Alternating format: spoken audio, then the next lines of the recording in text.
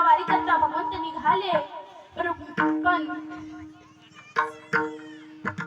माता पार्वतीने भगवंताला ठास केला की देवा तुम्ही चालले तर तुमच्यासोबत मला सुद्धा यायचं आहे.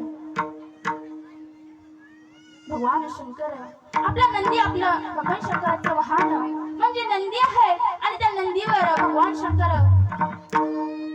आव्हान झाले आणि तिथनं भगवान शंकर माता पार्वती आणि त्यांचे पुत्र म्हणजेच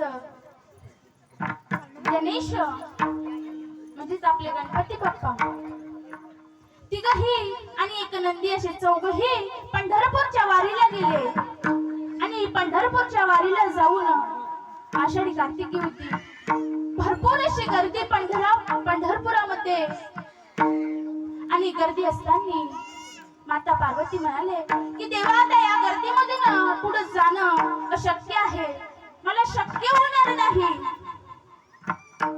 मला आता कुठेतरी थांबायचं आहे. म्हटल्याच्या नंतर थोडे पुढे गेले पंढरपुरामध्ये गेले. जसजसे पंढरपुरामध्ये गेले भगवंतानी नंदीला सांगितलं की नंदी म्हणला आता मी दमलो आहे. आता मला थांबायचं आहे. भगवान शंकरांनी सांगितलं की तू इथे थांब. आताही आपण पंढरपुरामध्ये गेलं तर पंढरपुरामध्ये तो नंदी आपल्याला पाहायला मिळतो. नंदी कधी मारुतीबाबाच्या समोर राहतो का हो? राहतो का कधी? बोलत चला भाषा कळत नाही का आमची? पुरुष वर्ग भाषा कळत नाही का? तुमच्या गावामध्ये मारुतीबाबाचं मंदिर आहे का नाही? नसेल तर तुम्हाला माहित नसेल. आहे की नाही? आहे. मग त्याच्या समोर नंदी आहेत का? मग नंदी कोणाच्या समोर राहतो? भगवान शंकरांच्या समोर राहतो. पण पंढरपुरामध्ये असं पंढरपूर गाव आहे, असं मंदिर आहे की त्या मंदिरामध्ये हनुमानजी आहे आणि त्या हनुमानजीच्या समोर नंदी आहे. तिथनं पुढे गेले.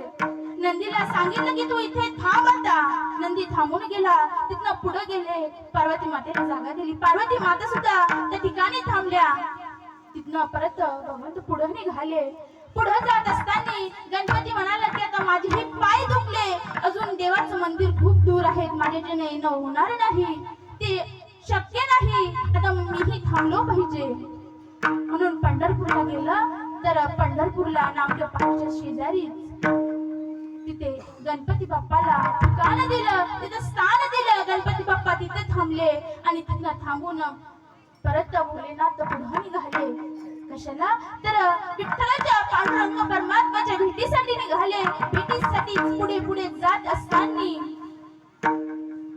पांडुरंग परमात्म्याचं दर्शन झालं. दर्शन जवळ गेले. दर्शन घेतलं आणि पांडुरंग परमात्म्याला विचारू लागले की देवा मी इथे आलो आहे.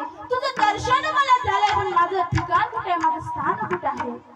तर भोलेनाथाला भगवान पंढरीश पांडुरंग परमात्म्याने आपल्या डोक्यावर धारण केलं आहे.